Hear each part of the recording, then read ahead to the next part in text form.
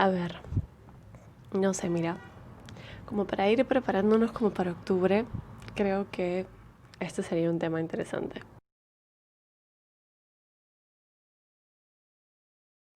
La Iglesia de Satán fue fundada por Anton LaVey en 1966, pero el satanismo de LaVey no fue exactamente creado con el propósito de adorar a un dios o adorar a Satán. Es más, el mismo Anton LaVey no creía de que el diablo existiera, pero sí usaba su nombre como un símbolo, como un arquetipo que representara los valores de su iglesia. Y estos valores se concentraban en la idea de que la religión no nos abriría las puertas a nada, al menos nada útil y nada productivo, y que más bien deberíamos dejar que reine la ciencia y los hechos. A través de los años, la iglesia de Satán ha virado, se ha dividido en varias vertientes, en varias ideologías distintas, pero casi todas mantienen la misma idea central, excepto los grupos extremistas que han hasta llegado a cometer crímenes y asesinatos por ello. Pero ese es otro tipo de satanismo. Digamos que el satanismo de LaVey se distingue por el hecho de que no creen en el ente espiritual en sí del diablo, que no creen en el infierno ni en Lucifer. Yo recuerdo haber leído este párrafo de la Biblia satánica, del prólogo de la Biblia satánica a los 12 años, y debido a que venía yo de una familia muy religiosa, recuerdo haber entrado como que en shock porque nunca había escuchado a alguien hablar así de esta manera. Me pareció muy revolucionario, muy distinto. Y me imagino que por los años 50, 60, esto debe haber sido aún más revolucionario, un shock completo para la sociedad. La Biblia satánica predica la complacencia, existencia vital, sabiduría sin límites, bondad a quien lo merece, venganza y responsabilidad para el responsable. El hombre es solo otro animal. Nuestros pecados nos brindan gratificación física, mental o emocional. Y Satán es la única razón por la cual la Iglesia católica o cristiana sigue haciendo negocio. Me pareció súper interesante abordar este tema porque estos personajes me parecen fascinantes. Es más, hace poco me pasé todo un mes entero leyendo sobre la cientología, sobre Ron L. Hubbard. Y no solo me parece fascinante la vida de los creadores de estas religiones, sino también en qué contexto suceden y por qué la gente los sigue de esa manera tan fanática. Pero en fin, pienso abordar el tema desde un punto de vista neutral y con mente abierta, pero obviamente crítica.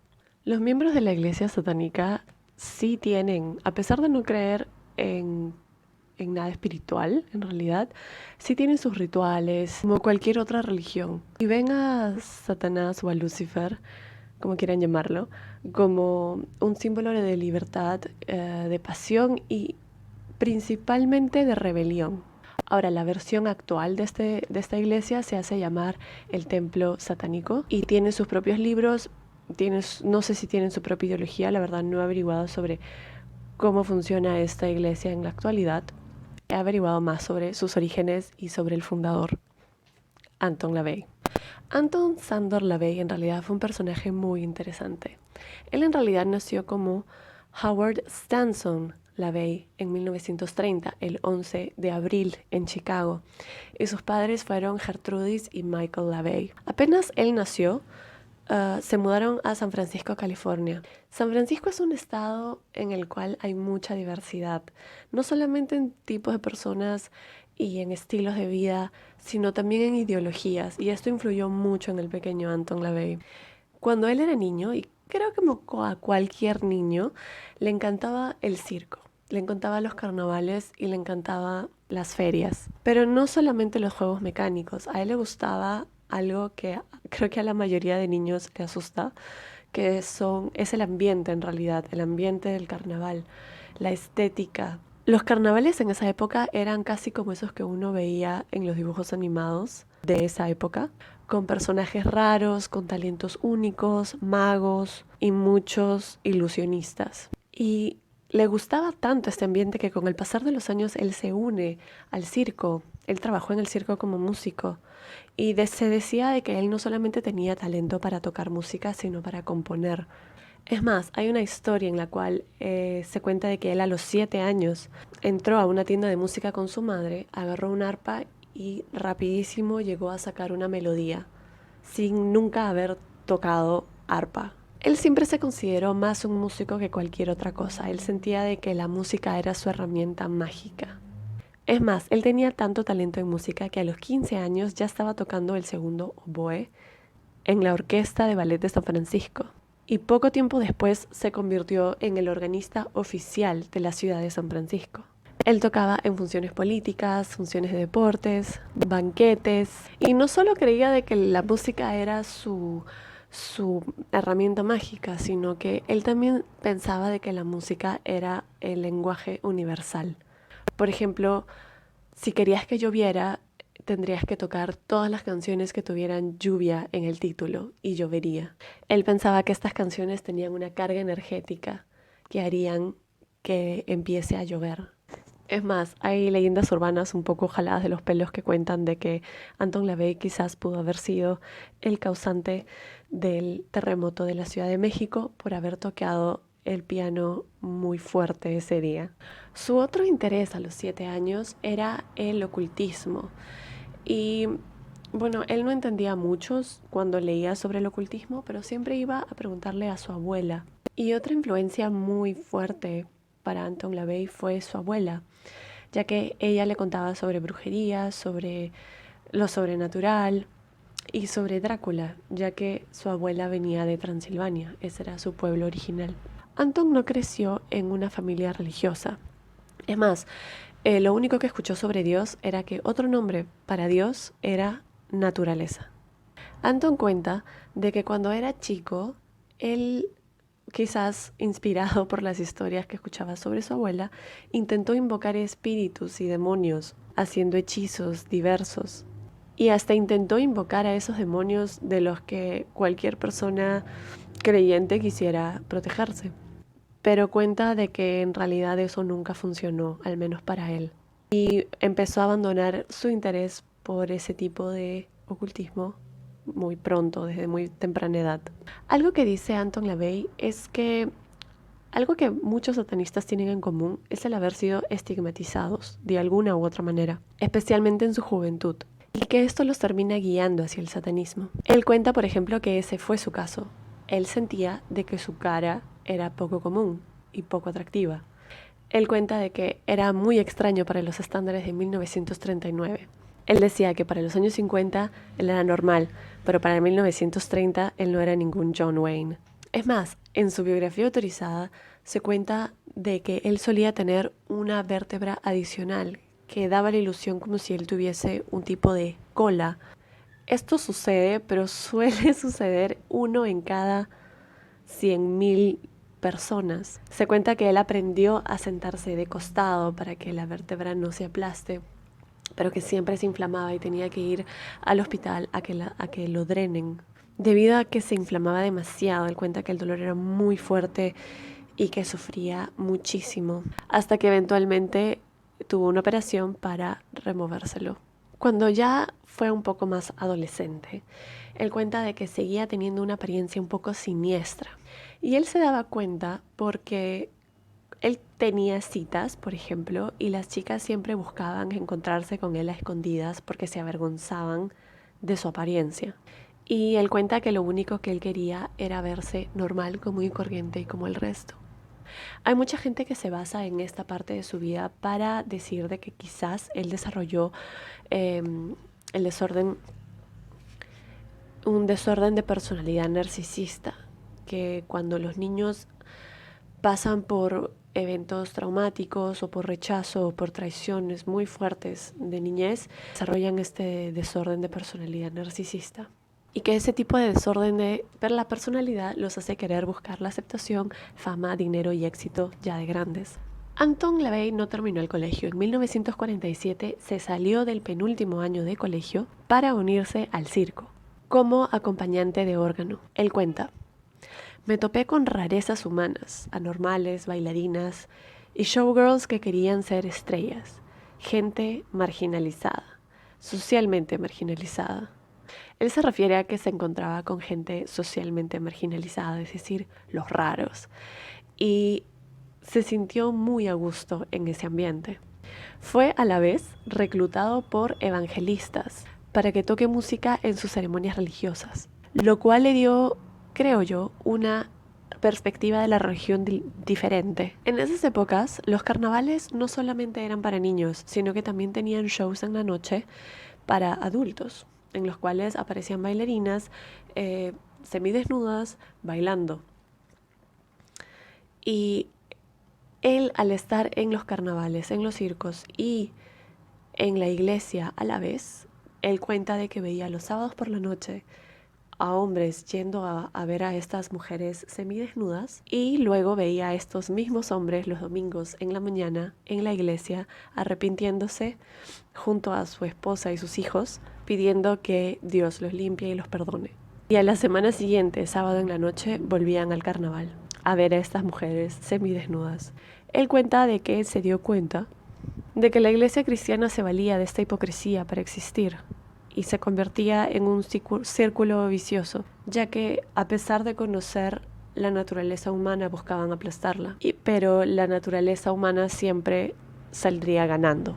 Es más, creo que ese es el principio fundamental de la iglesia de LaVey. Es más o menos durante esta época que ya no quería que lo llamen Tony, porque en esa época lo llamaban Tony como que de apodo, y dijo, de ahora en adelante me van a llamar Anton. Es en esta época también en la que se vuelve domador de tigres y leones y se encariñó mucho con este tipo de animal, gatos gigantes.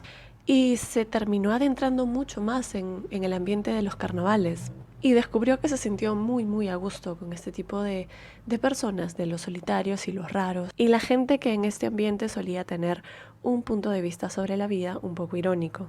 También aprendió cuánto la gente es capaz de pagar para que la engañen. Y la desesperación que tiene la gente por escapar de sus vidas rutinarias y aburridas. Cuando en 1948 el carnaval cierra por invierno, Anton cuenta que empezó a trabajar en casas de burlesque por California. Él cuenta que especialmente trabajaba en un teatro llamado The Mayan en Los Ángeles. Y ahí es donde él cuenta que conoce a Marilyn Monroe. Él cuenta de que económicamente no le estaba yendo muy bien a Marilyn Monroe y por eso es que ella se dedicó a bailar en esta casa de burlesque. Él cuenta que la vio bailar en el escenario, le pareció muy atractiva y se acercó a ella a hablarle sobre sugerencias de música para acompañar su baile. Ella se impresionó muchísimo y, según Anton LaVey, fueron inseparables a partir de entonces. Él cuenta que su tiempo juntos fue corto, pero muy intenso, que conversaban siempre sobre el ocultismo y sobre la muerte y sobre la vida en los carnavales, pero se dejaron de ver después de un par de semanas. Después de esto se escribieron esporádicamente, pero nunca más se volvieron a ver.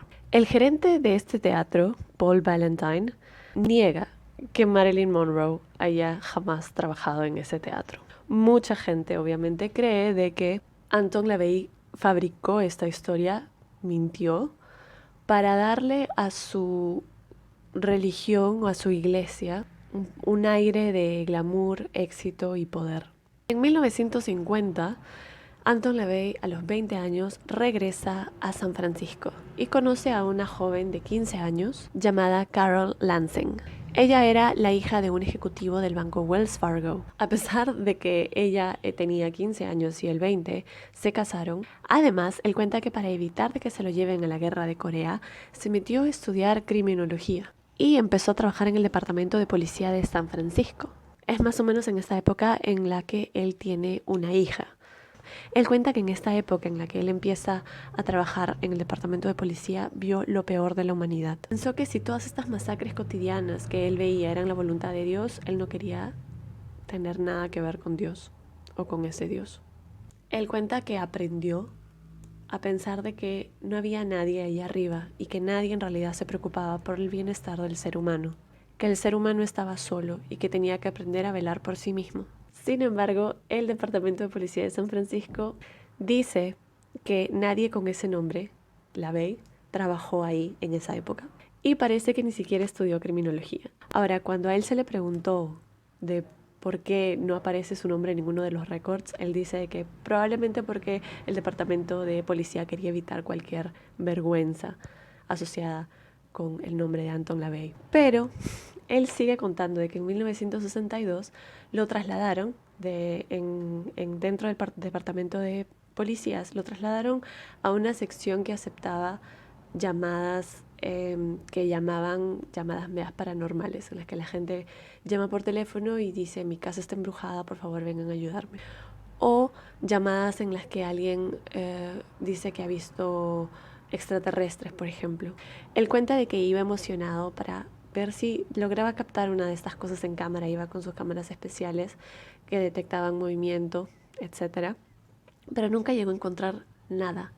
Todo era explicable con algo racional o lógico. Pero cuando él le decía a la gente cuál era la razón real de la molestia, del ruido que estaba escuchando, de lo que sea que haya visto, él notaba de que la gente se decepcionaba mucho. Y luego, con el tiempo, él cuenta de que empezó ya a engañar a la gente y se hizo más o menos como un tipo de exorcista de casas. Y es ahí cuando él empieza a recibir reconocimiento entre esta gente y empieza a tener aún más clientes para que vayan a limpiar su casa de espíritus. Fue más o menos también en esta época en la que él siente de que tenía que haber primeramente un representante para el espíritu creativo y rebelde, y algo revolucionario, incapaz de ser reprimido. Y se adentró a las artes oscuras a tiempo completo. En 1956, él compra una casa victoriana que antes había sido un prostíbulo, el cual estaba lleno de habitaciones secretas en las cuales estafaban y le robaban a los clientes de este prostíbulo. Pintó esta casa de negro.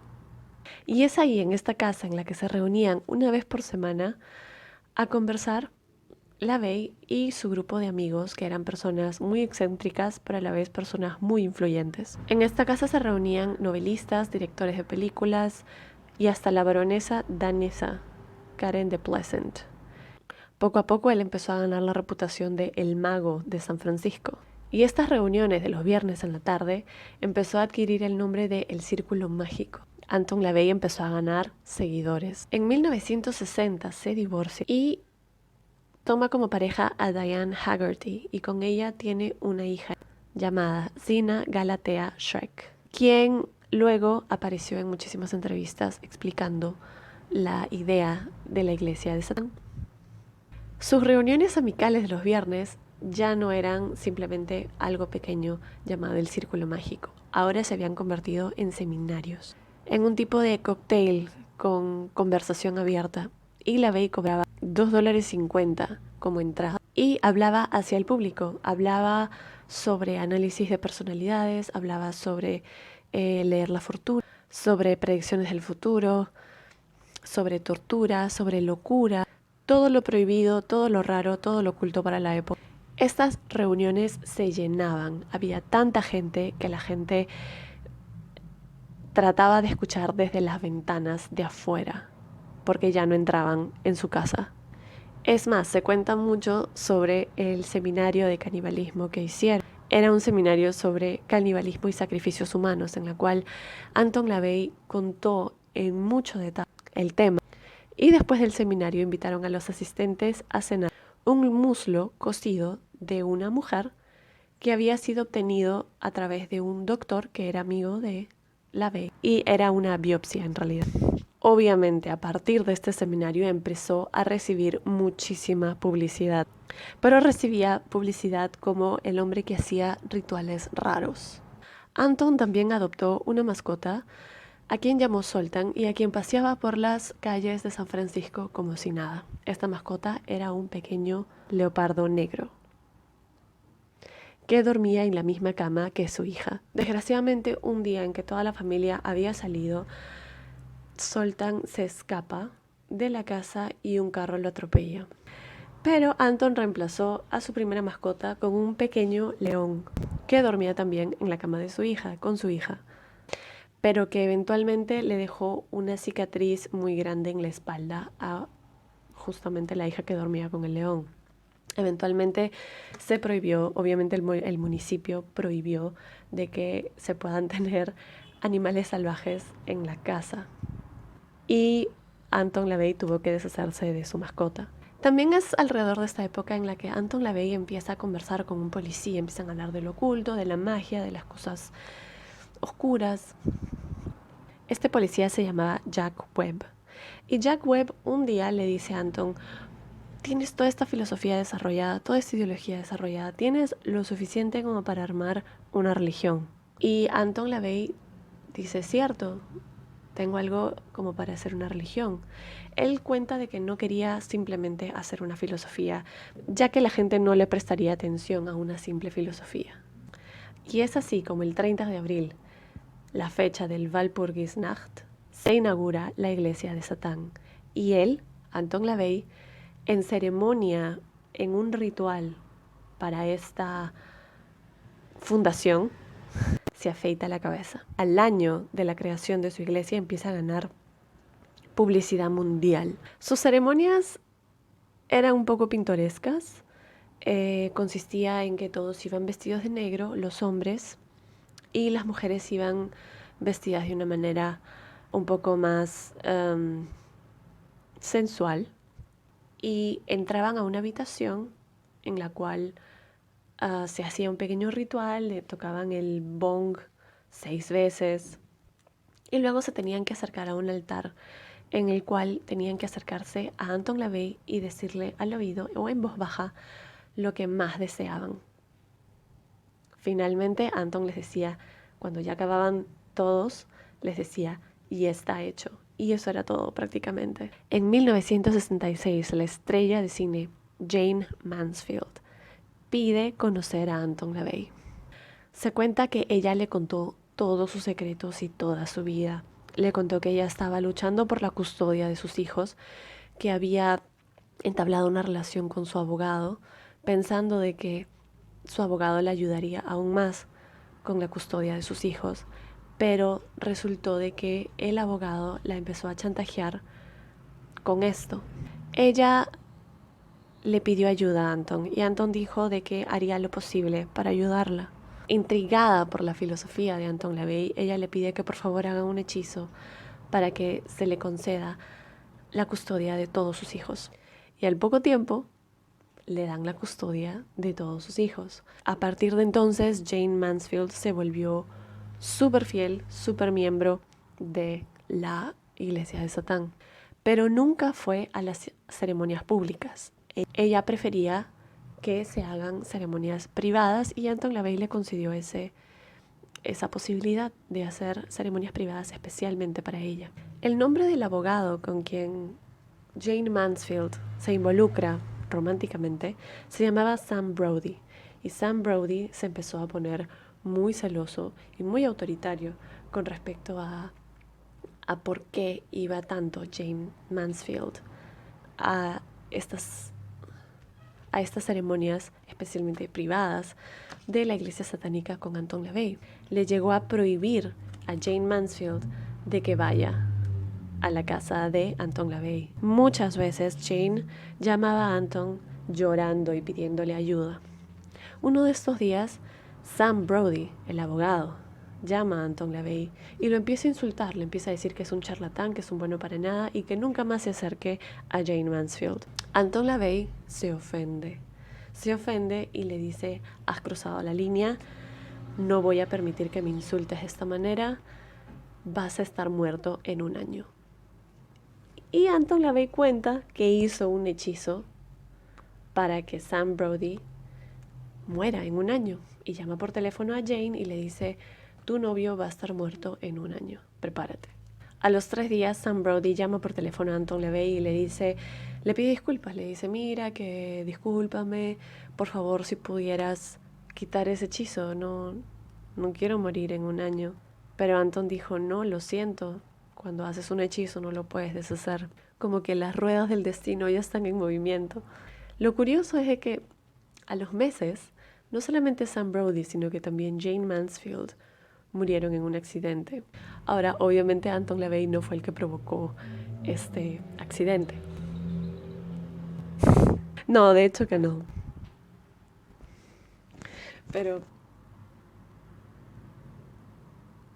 Pero bueno, hay gente que sí cree de que Anton LaVey es culpable del asesinato de Jane Mansfield y Sam Brody. Pero lo más probable es que sea casualidad. Espero que este video les haya gustado. Si les gustó el video, dejen una mano arriba. Si no les gustó, déjenme un comentario lleno de odio. Y suscríbanse si es que quieren. Nos vemos la próxima vez.